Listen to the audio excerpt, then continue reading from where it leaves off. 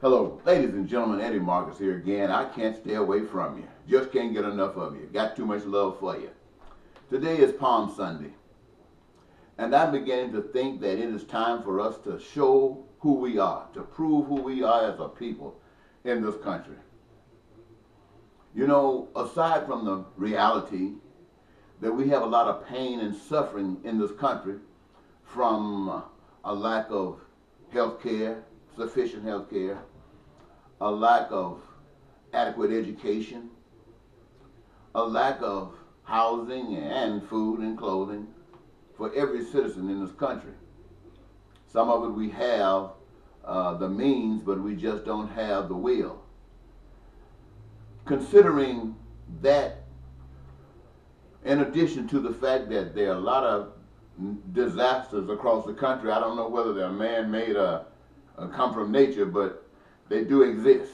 We have these storms that's wiping out communities. We have these hurricanes that's adding to that. We have floods that's really working damage in the lives of a lot of people and property. Not only that, ladies and gentlemen, we got wildfires that's going and going and going and going. We have sinkholes that are appearing in this country in various places. We got a lot of pain and suffering that's happening in this country. And most recently, we hear that the President of the United States, in an attempt to try to punish some American people for not allowing him to have his way and to run amok with the system, that he's considering opening up the doors and let immigrant workers or migrant workers, or just people who are running from their countries and are being held at the borders, to flood them into certain states as punishment. And as I think about these various problems that I've just mentioned here, that it really opens up the door, an opportunity for us to show what we are really made of. We know we're really not just made of dirt.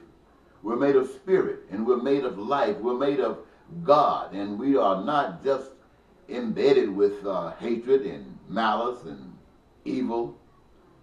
But at the same time, we can rise to the occasion to be like God, to be like Christ, to be like all of those people who have given their lives for the benefit of life.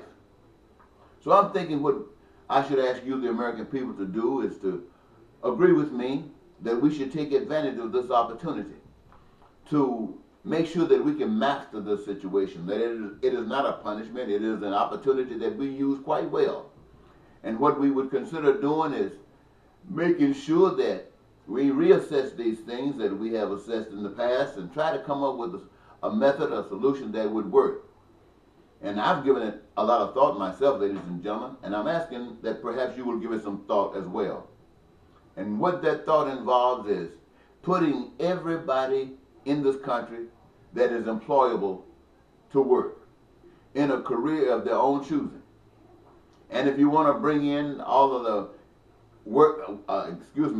all of the people that's coming from other countries because they're finding a lot of evil there, a lot of devils there, a lot of hell there, bring them on into this country and let us show them a lot of heaven.